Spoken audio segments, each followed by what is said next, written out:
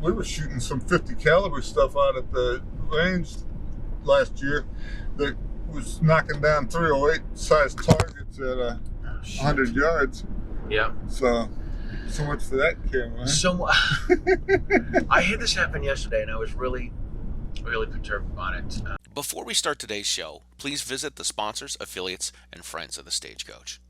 The Self-Defense Gun Stories podcast, hosted by Rob Morris, brings you recent examples of armed civilians protecting themselves and who they love.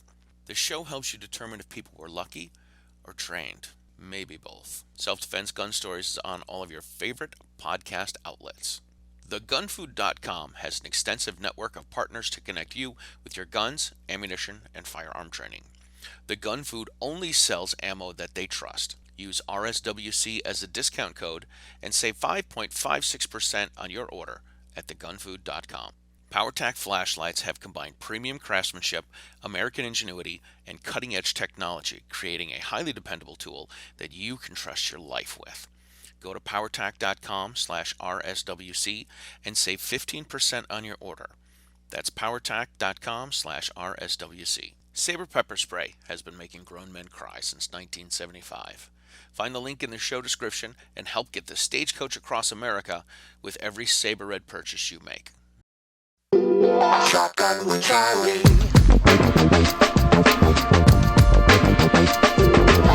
Riding shotgun refers to the practice of sitting next to the driver in a moving vehicle. The term riding shotgun came around after the time of the Stagecoach, when somebody used to sit next to the driver holding a shotgun, in case they ran into bandits. My name is Charlie Cook, and I drive a lot. I like to talk to people while I'm driving, so I interview people in my car while I'm driving. Welcome to Riding Shotgun with Charlie.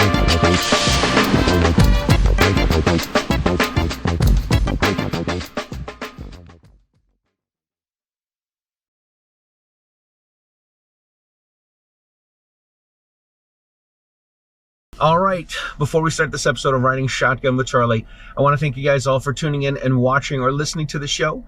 If you are watching on YouTube, please subscribe to the channel and hit the notification bell so when new shows come out, you'll get them.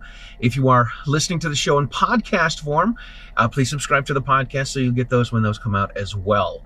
And if you enjoy the show and you like it and have a good time, please share it with your friends, because this is how we get the Stagecoach across America. All right, welcome to this episode of Riding Shotgun with Charlie. Today we are in somewhere in Pennsylvania at an undisclosed location. And I am here with my good friend Rob Campbell. Rob, thank you so much for being on the show. Hey, it's fun to be on this kind of stuff. This is fun stuff. I like watching everybody else, and now everybody gets a chance to they get to watch you. So Rob Campbell is half of Eye on the Target with Rob and Amanda. You guys have you and your sister Amanda have had a radio show for what, like 11 years? Well, it's been a long time. It was started out as the National Shooting Sport Foundation said they were looking for a way to get to new people that weren't in the shooting industry, and they were giving them grants if you had good ideas. So I told Amanda, radio's the only way. You can't get them to come into your gun shop or your range if they're not already shooters. Right. And so if you talk to them on the radio, that may entice them into coming in for the day or something. And so we talked ourselves into it. The Shooting Sport Foundation said that was the stupidest idea they'd ever heard at the time. So we got some backing, and we went on the radio ourselves one Saturday a month for the first I think it was 3 or 4 months. We just did a one day a month show. And then in January the station opened up a new spot with a spot every weekend, so we decided we'd take that, and it just kept going. And it was funny, the first day we went on the air, we had no idea how much stuff we needed to take.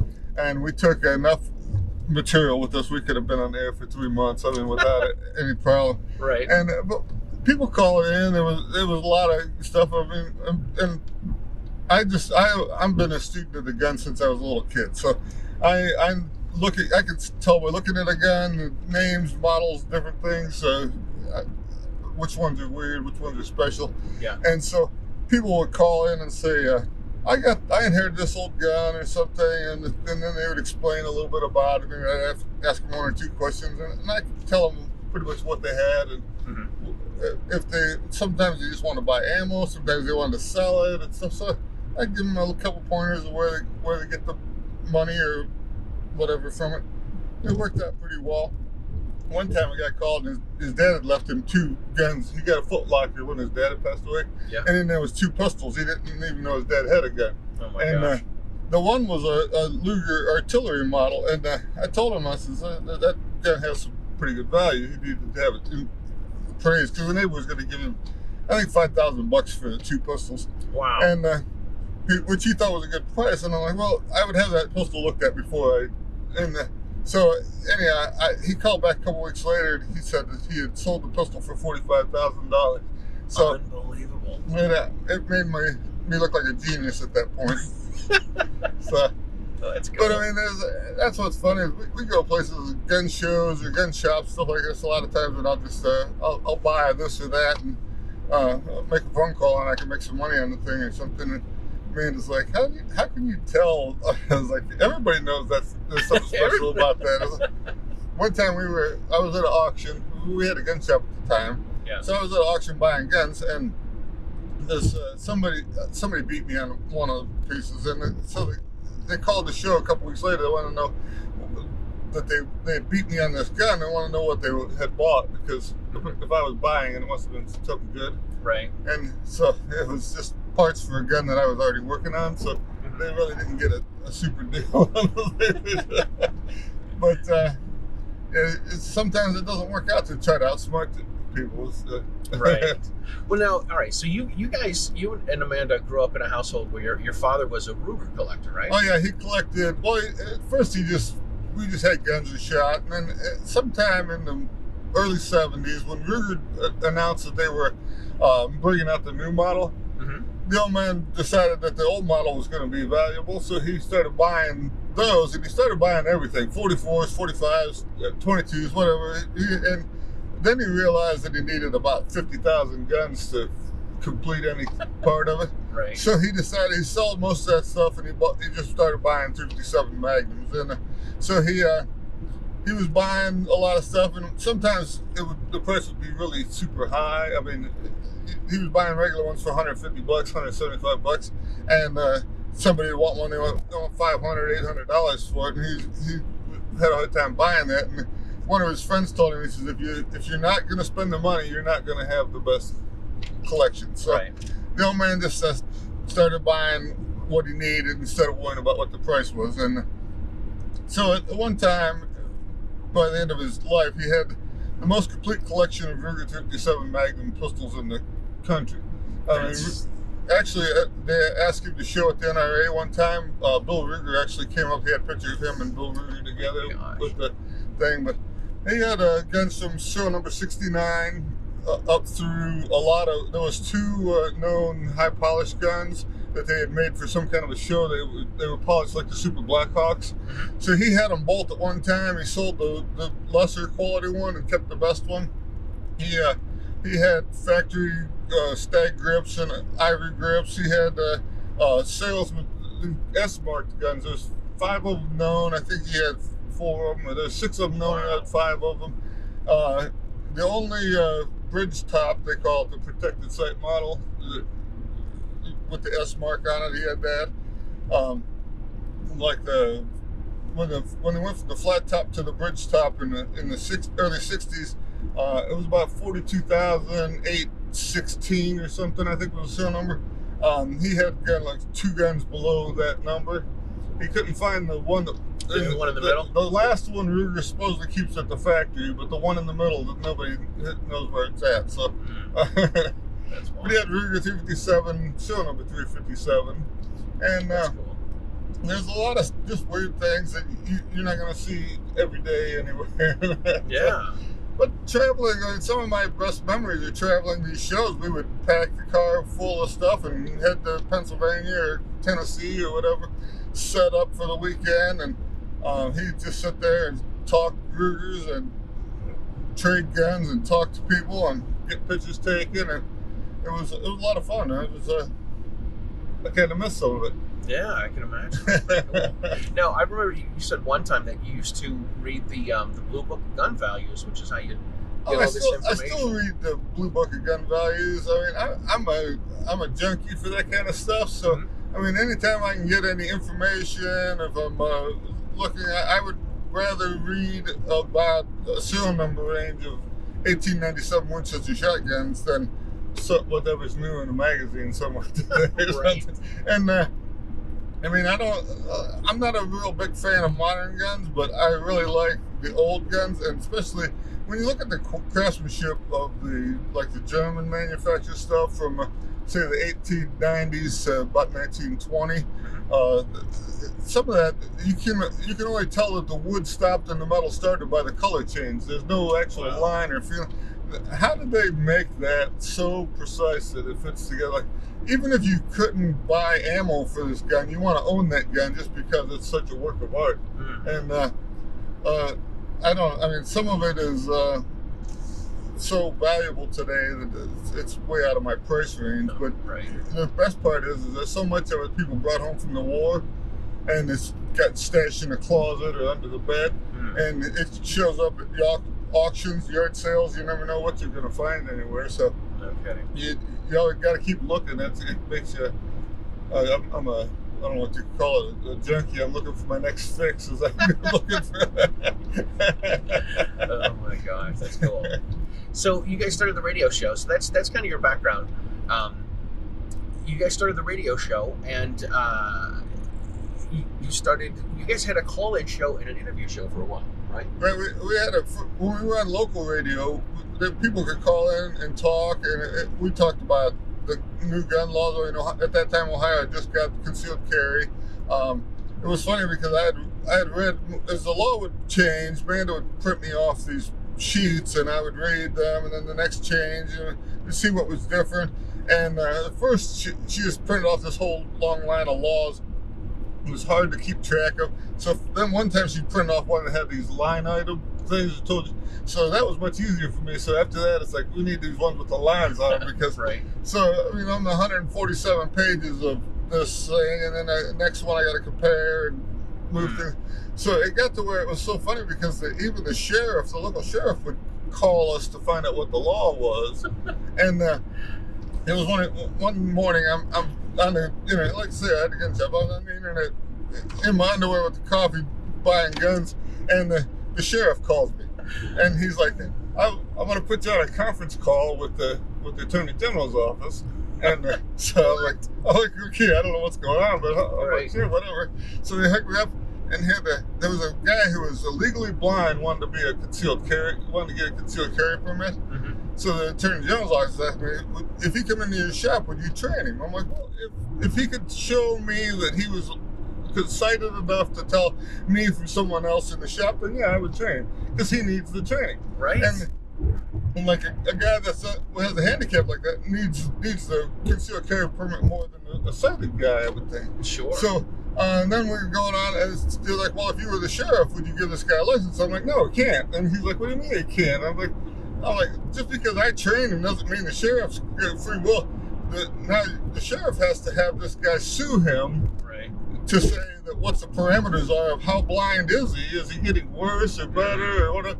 And so we were on this call for 45 minutes or so, and finally they were good. They hung up. So a couple days later, I was at the fair, and I talked to the sheriff, and he's like, somehow they got something out of that conversation with you. And then I had seen where the guy actually did sue the sheriff, and the sheriff lost and had to pay his lawyer fees. Yeah. But this sets up the parameters for how blind is blind, and if you are blind, you have to come back every 6 months or every year for a sight test to see if you're getting better or staying the same or whatever. And so it was just funny that they asked me. I mean, who am I? Just a guy who reads every law that you get. And I don't have a law degree, but I don't have a law degree, but you I ate to IHOP this morning or something or whatever that is. Right. What is I think Michael Schwartz likes to say, but I did. What does he say? I'm not a lawyer, but I did I know you didn't stay at a Motel 6 or something. Right, but I mean, that's the thing is, I guess you don't have. What makes an expert? I mean, do you just say you're an expert, or does somebody else say you're an expert? Well, there's got to be some sort of parameters, right? Like you have to be knowledgeable. You have to know what the laws are, know what this particular item is, and know how it works, and know. For gun stuff, you got to know how it impacts other people. Funny. We go to places a lot of times. Like the lawyers will call us, and they'll have like an estate or something, and they'll have me and Amanda go in, and we'll look through it, and then I'll pick out I'll say these 6 guns are special. Mm-hmm. You need to do this, that, or the other thing with them to sell. The rest of these guns are just guns. They can go to a gun shop, they can go on an auction, however you want to sell them. But these 6 are historical landmarks that have an over-the-top value over a standard gun. And so it's sometimes you go in there ain't nothing. I mean, the guy lived his whole life with a shotgun from the Western Auto Store. It's like what a poor excuse for life this guy had. Oh my gosh! We went to a couple years ago. We were down in Florida, and we went to a pawn shop, and they had a boatload of guns there. Right, I love going there. It's called the AAA Pawn in DeLand, Florida. It's if you're into guns, it's a destination. I mean, it really is. They had a boatload of guns, and what the owner was trying to tell you, what you wanted to look at one of the guns that was on the wall. They had some of them that were hung, and they had the tags on them, but some of the stuff that they had tagged was wrong. And when I told them, they weren't impressed with they weren't impressed, but they weren't wrong, weren't they? Right, they weren't wrong. But it's funny. I mean, there's a lot of things that people make into something else. Like they made 4 million 03A3s for the First and Second World War, and 03s for the First World War, A3s for the Second World War. But in there, they made an 03A4, which doesn't have sights on it. It had a different stock and some other different features to it. Serial number was in a different location. Well, after the war, those are so rare that there's a lot of clones. They took the regular ones and people tried to make them in the A4s. Gosh. And this is what this guy had. He had a clone that he thought was the real deal. And there's a decided value difference between a real one and a fake one. So if you're shooting it, you wouldn't know the difference. But if you're paying money for a collector piece, you want to make sure you're getting what you're getting. So that's pretty wild. It's like there's so many other things. 5 guns could look the same, but one of them is something special. I bought. We went to an auction one time. The guy collected Smith & Wessons. I bought 7 of what they call these 1915 version of an end frame. They were built for the English for a Lend-Lease program, and they were in .455 Eli caliber. And so I bought these guns, and I brought them home and was playing around with them, and I noticed one of them was different. So I contacted Smith & Wesson, and here they made 6 of these guns in a different caliber for the Royal Canadian Mounted Police, but they marked it with the same caliber as all the rest of them, and so only by the serial number and the fact that this had the 45 long Colt chambering was the only difference in the whole gun. But out of these guns, I had one of those weirdos in there that I had an over-the-top value over the standard ones. So it's like great when you think you bought something and you find out you bought something better. Now, I love it. You've got a few stories where Amanda's been at a gun store, and you guys have a story about this about an auction too. But like, she'll be at a gun store, and you're like, listen, no, you found something at a gun store, and you said, hey, this gun store's got this gun for whatever, a couple $100. Go down and buy it right now. Like, don't. Well, I get a lot of times the gun shops around me. They send me pictures on my phone. I'll be at work, and I'll get a text, and they're like, what is this and what's it worth? And so a lot of times it's a lot easier for me to say, I'll give you blah, blah, blah amount of money for it. Right. And that way then they have a guaranteed sale at that money. That way they know where to trade or whatever. And so the guy, he gets a German training rifle, 22 caliber training rifle in one night. And send me these pictures, and I tell him what I'm paying for it. And he said, call me up, it's here if you want it. So I told Amanda, I said, run down there and buy that before he looks it up and sees what it's really worth. That's awesome. So, but it's, I mean, sometimes it's a good retirement plan. I mean, when I get old, not like I'm not old now, but when I get old, I'll be able to sell some of this stuff and maybe live on the beach or something, you know. And in the meantime, it's funny. I get stuff out of the safe, and I'm like, I'm gonna sell some of this, and I play with it a little bit. Like, I remember when I bought this, and I remember why I bought this, right. And it's like, I'll put it back, and I'll get another one out. I'm like, nah, I'll put that one back, and I don't sell it. I'll go buy two more. Oh my gosh! To me, that's really what it is. Like, I've out of all the guns that I've had, not that I don't have anything like you guys have, but I've only sold one gun, and I sold it. I bought a Smith & Wesson AR-15, and it was I think it was the sport version, like the 15-2. I bought it for $5.25 in June of 2016. Biz was going well. I was feeling good about myself, you know. So I bought this rifle because it was $5.25. It was an AR at $5.25, and I never ended up shooting it. But about 2 years later, I'm like, you know what? I got to pay rent. So I ended up selling it. I sold it for $1,000 because that's what the market was going for. I bought it 2 weeks before Maura Healey, the then Attorney General in Massachusetts, or as I call it, the AG, the Anti-Gun Attorney General, before she made some edict that said that all ARs, anything that looks like an AR is an AR, and she put a bunch of restrictions on this nonsense. That's about it, though, too. I mean, whether it was the cheapest Deltona thing, or it was LWRC or whatever, it's an AR when you go to sell it, and exactly. Nobody can tell you one from the other. Right. But the big thing about guns is that they're instant cash. If you need to sell a gun, you may not get top dollar out of it, but you can get it cash. You can have the nicest chainsaw on the planet, and you can't find somebody who's going to buy that thing. Right.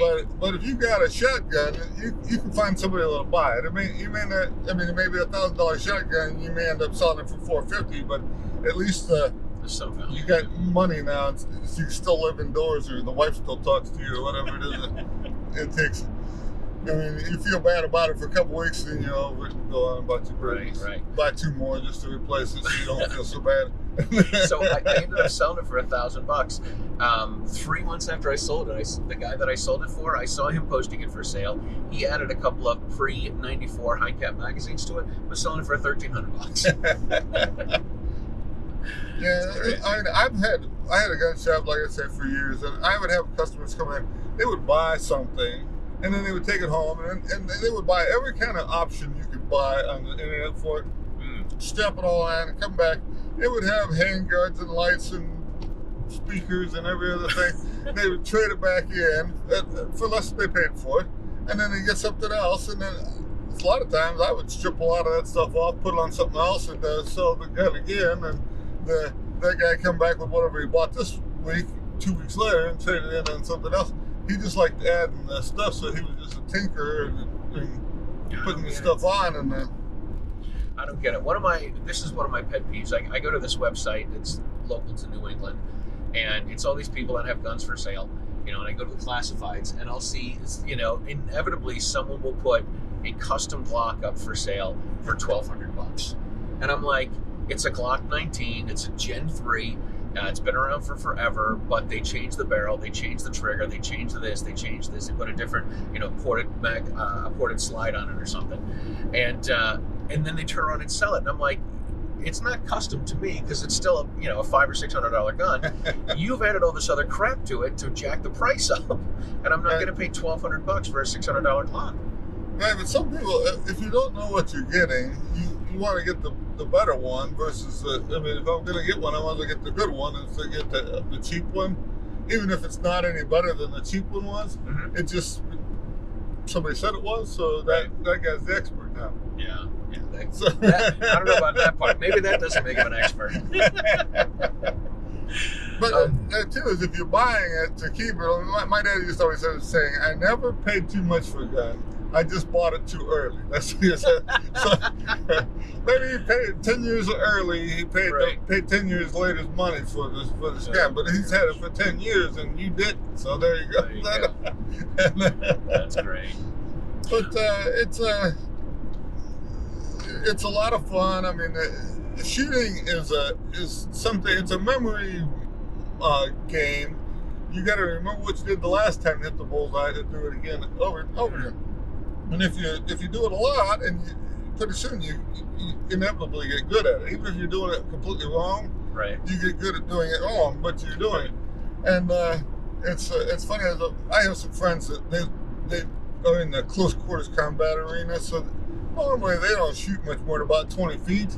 Yeah. But I make them stretch it out and try some like 50 or 75 yard shots with their pistol, and it's amazing. At first they can't even believe that the bullets can go that far, and then pretty soon they're hitting pretty good with the thing, and it's surprising to watch them go. But yeah, they're all used to just punching and kicking and jumping around and shooting, and to make them stand still for 2 minutes and try to breathe and sight picture and focus everything. On sight limit, yeah.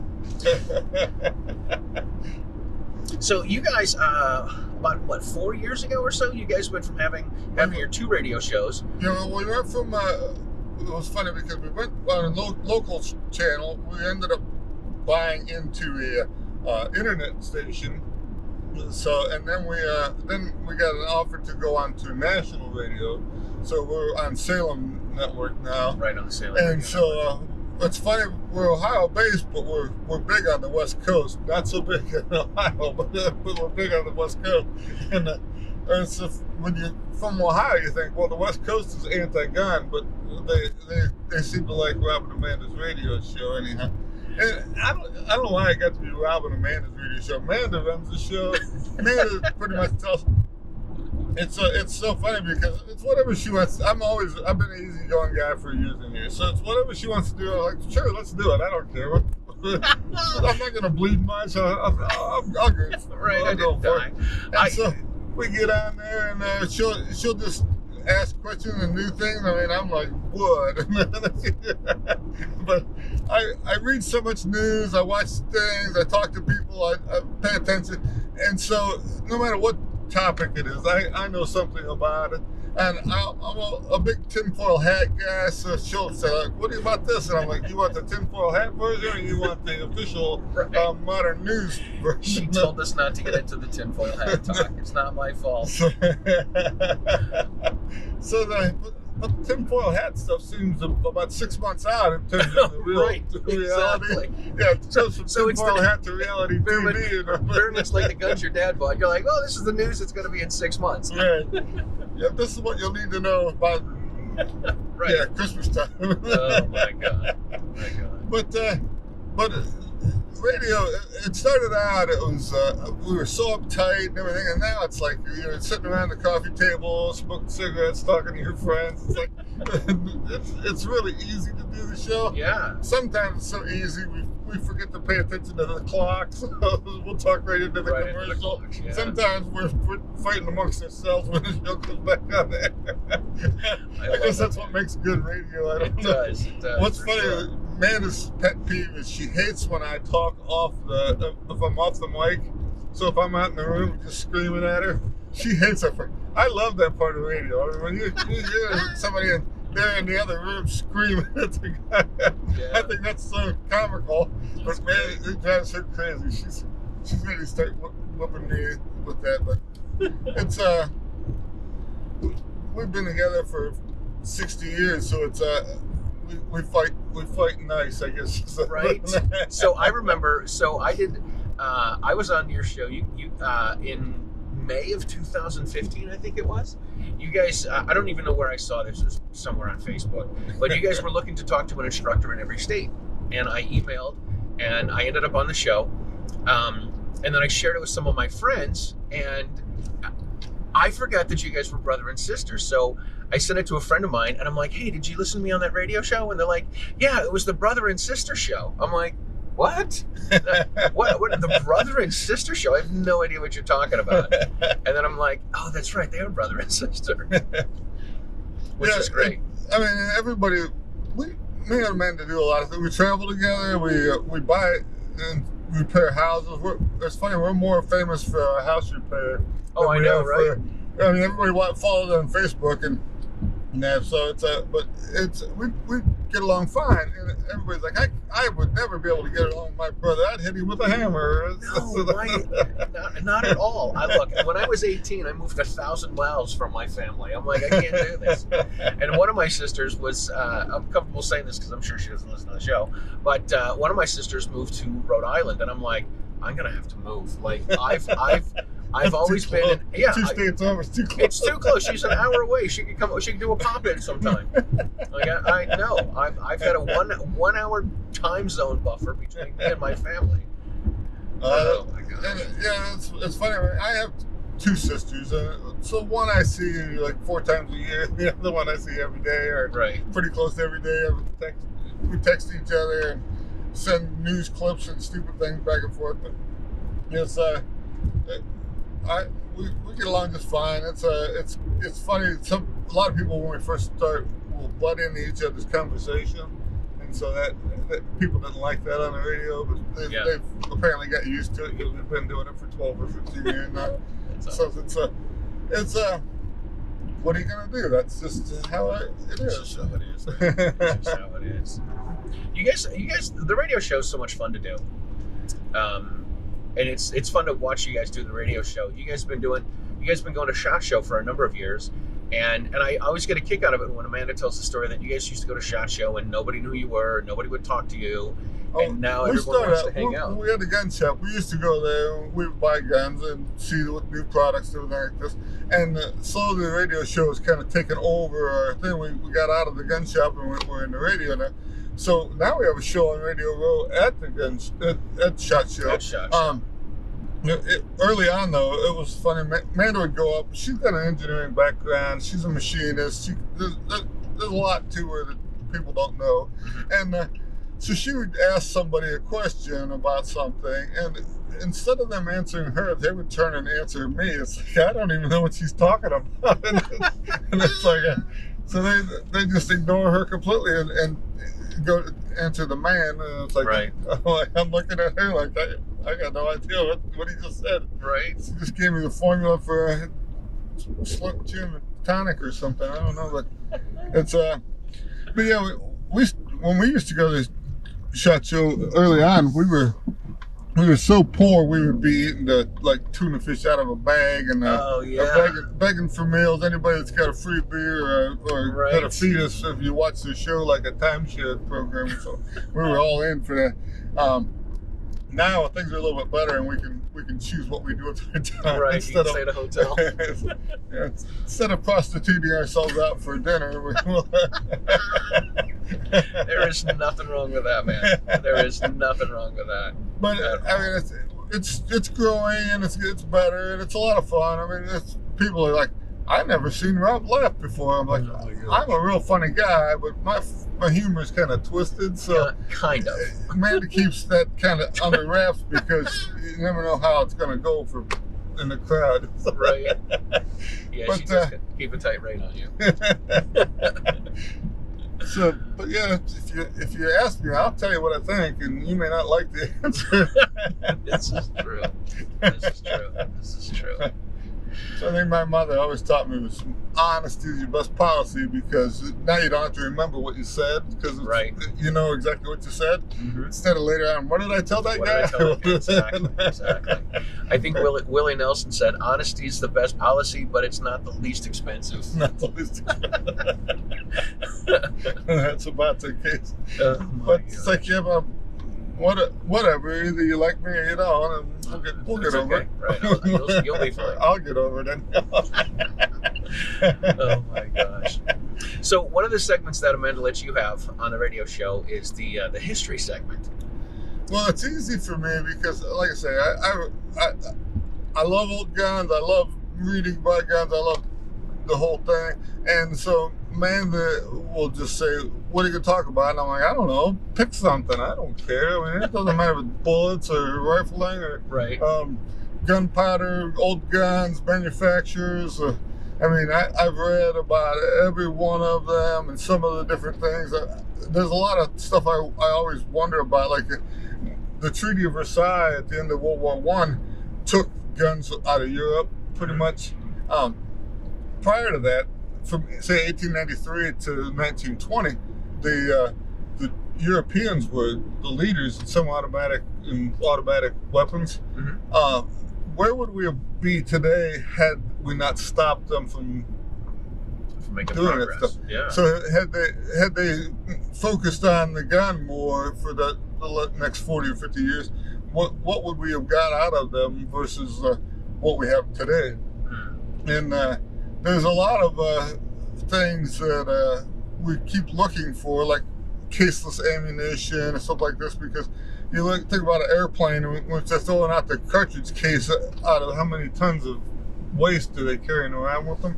Mm-hmm. So if they don't need that, they could carry a lot more ammo and stuff.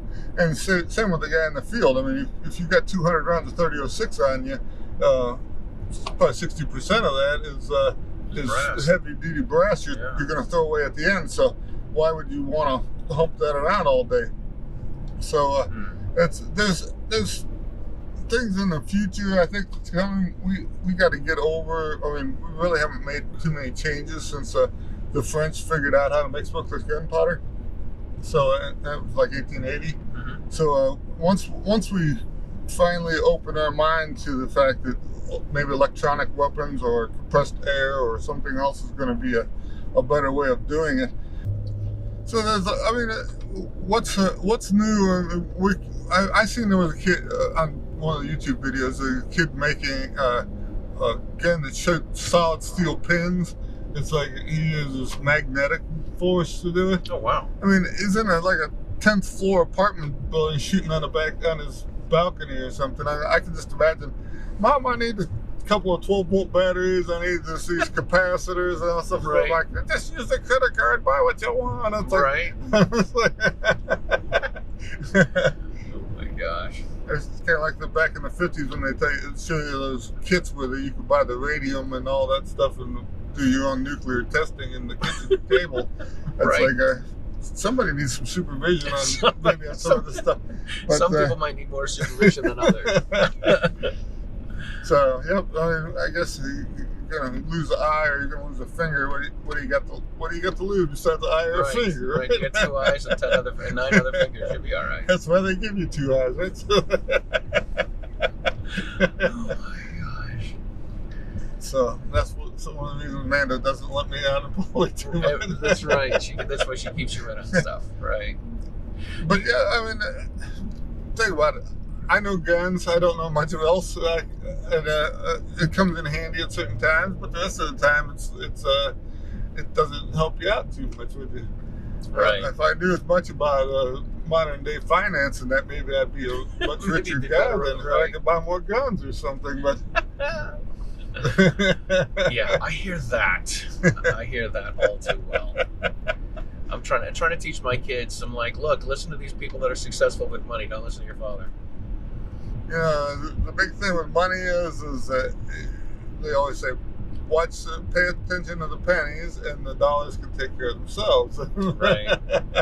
But it's easy come, easy go. I think you just I want instead of I need. So you have to make that decision. But I guess that's what keeps a gun shop running is I want. I mean, right. That is true. I mean, I bet you that if you think about it, very few people go into a gun shop knowing exactly I want this particular gun and this caliber, this scope, this, that. Mm-hmm. They just go in and see it, their eyes bulge out of their head, their credit card flies out of their pocket, and then the next thing you know, they're in the gun business. And it was not at all pre-planned, nor was it what they needed. It's just what was available. Right. That's what they had at the store. So yeah, the gun company goes out of their way to make 22 different calibers, and you're at the mercy of whatever the guy at the gun shop ordered into the shop because he thought it would sell faster than the other, or he got a super deal on ammo, so he figured he'd buy a couple of those guns since he had 65 boxes of ammo he really wanted to sell. Right. The easiest way to sell something is to have something else that uses it up. Exactly. What's the favorite gun that you have? What's your favorite Cary gun? Does it change for you? Because a couple years ago we were someplace and you were talking about a teal colored gun you had. The what gun? I think it was a teal colored gun. I have a Diamondback, a DB9. Yep. And I had it painted teal color, and I love that little gun. Everybody laughs because my friends call it my shit gun, but it shoots like a champion. It's not at all particular about ammo. Yeah. It was cheap. It was like $220 or something, and I recommend it to all my friends. I mean, they're like, "What kind of gun would you get? Buy one of these. They're cool." Especially now with this new ARX ammo in that, where it's like a rounded nose thing. Yeah. There's no malfunctions or anything. It shoots those little 65 grain polymer bullets like a champion, and I think that little bullet at whatever they are, 1,400 feet a second. Gotta say I mean it. I mean, right. So yeah, everybody likes something different. I mean, and if you're gonna get in a gunfight, for sure, you're gonna go out in the air and have a gunfight. You're taking your shotgun with you, or at least your Dirty Harry signature 44 Magnum or something. But when I'm just walking around living my normal life and hoping nobody's messing with me, this little DB9 does great. Job. And it's funny, I have a Walther, an older PPS, and I had a HK4 I carried for years and years, and I finally shot it apart, and so I needed another gun, so I got this PPS in 40 caliber.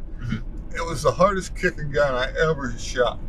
It took me probably 3 months to master this thing, and Amanda hates the gun because it's square and it kicks, and it shoots great, but it really is brutal.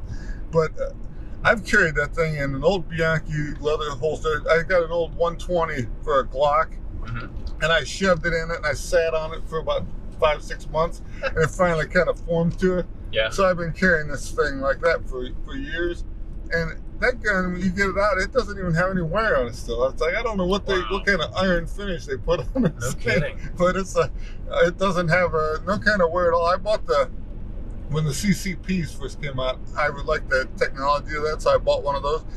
That finish on that gun wore off to like a gray electric box finish in about an hour. But this PPS, it's been going strong. I work on the car. I'll be underneath it, crawling on the gravel. No problems whatsoever. It's been a real winner for me. I got to be going on 10-15 years of carrying this now. Whenever they first came out, it was and I bought, this is one of the first ones that give you like 4 magazines and night sights and all kinds of other free shit when it came with the thing, and it's like I was like, yeah, that looks like a good deal, so I bought it, and I've been happy with it ever since. Nice. That's cool. So I've had other guns that I bought. I bought when the 357 SIG came out around back in the day.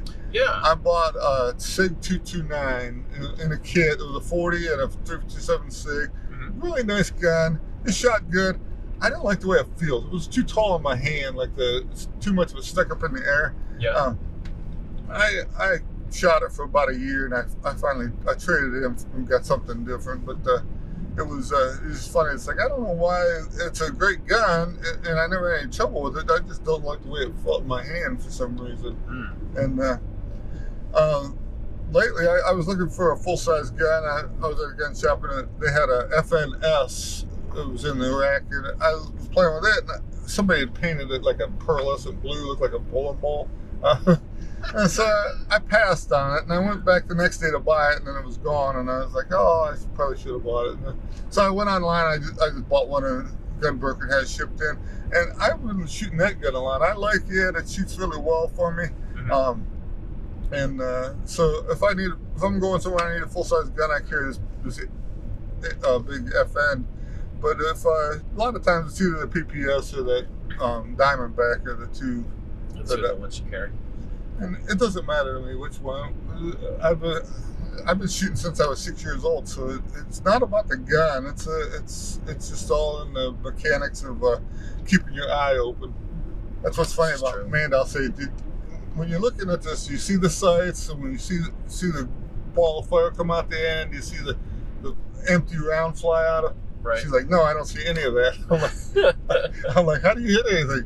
She's like, I just hold still, pull the trigger, crunch down, and that's what I get. That's what happens. I'm like, well, apparently it works for you, but if you kept your eye open and paying attention to what was going on with the target, then you would see where that bullet was every time. Right. So that's too cool. But yeah, it's funny how things work out. I like shooting the old black powder stuff. Like I have a Colt Walker because it was the most powerful handgun in the world from 1835 to 1935. Yep. Well, 1847 to 1935, and so mine. They say that it could take a rifle charge of powder, and the original stuff was 60 grains, which is a pretty good charge, considering that the standard 44 of the time took about 30 grains of powder. Mm-hmm. Mine at 55 grains, it starts to disassembling itself, so the pins will fall out and the thing ramrod falls down and everything. But at 45 grains, I'll put that thing up against any K38 on the market. I mean, really? That little Walker shoots like a match pistol, but it just takes 10 minutes to load it. That's awesome. And it weighs 5 pounds, so you can't hold it out for too long. So, yeah, right. Right. All right, listen, we're almost to the Rod of Iron Festival, which is where we're spending our weekend here in October. How can people find you and Eye on the Target Radio and all the stuff that you're up to? Well, if you go to eyeonthetargetradio.com, and there's some shows that you can listen live. You can click on some of the links and watch a thing. We're on Opslun TV. I know on Spotify our shows are on there. And that's you can go on and listen, see what you think. Yeah. I myself, I think I'm boring, but other people like watching me. So I don't know. I guess once you've done it, you're over it. Let's move on to the next. Right. No, it's always fun. I put this up recently. It came up on my Facebook memories, but 3 years ago, in 2021, 2 years ago, we were at the. We were in Dallas doing the AmCon, and after we were done with AmCon, it was 2 days long. We stayed after and did the show. That was so much fun. That was so much fun. I had a great time with that. And it's funny. We've got so many shows like where we would be halfway through doing something, and the power would go out, so we would switch from what we were doing to cell phones or something. Right. And I can remember one time at one of the AmCons, this was about a quarter of the way through, the power went out. We ended up outside on cell phones talking to doing our show on the. Yeah. That was this one. You guys, it started off that way. There was no connection or whatever at the beginning of the show, so you guys were outside doing the show, and then you came inside, and it was so much fun, man. It was really cool, really cool. So it's a lot of fun. Get you on radio show. You'll have a blast. Yeah, right? I have enough stuff keeping me busy, man. I have enough stuff. All right, listen. We're going to pull over here, and we've already missed the entrance, which is fine. We're going to pull over and end the show and make it all official. All right, so we're gonna put some links below. Rob, thank you so much for being on the show. It's always a pleasure hanging out with you guys, no matter where we're at. It was probably the first 3 years that I was involved in all this stuff. I realized that every time I saw you or Amanda, it was in a different state in a different part of the country, and I thought that was great. I'd see her in Tampa, then I'd see her in Cleveland, and then Chicago, and then Dallas. Right, and I remember DC. when you came to Cleveland, we did the fashion show there, and then we had to run like the wind to the Friends of the NRA dinner, and then we had to race to the radio show. That was great, man. I got to tell you, I've made so many great friends in the gun community. It's awesome. Yep, it's a lot of fun, and everybody's friendly. That's Everyone's the thing. friend. We're not the the extremists, the anti-gun wackos think we are. We don't. We They try just not to wish let we them were. think. Right. We try. All right. Listen. So we're gonna put some links to Eye on the Target Radio. So that's where you can find Rob Campbell. If you're not a member of the Second Amendment Foundation, you can join them with a lifetime membership for $150. There's going to be a link in the show description for that. If you want to watch all of your favorite pro-freedom podcasts in one place, you can go to sdrn.us. That's the Self-Defense Radio Network. And obviously, if you've made it this far, you need to share the show with your friends, because this is how we get the Stagecoach across America. All right, we'll see you guys next time.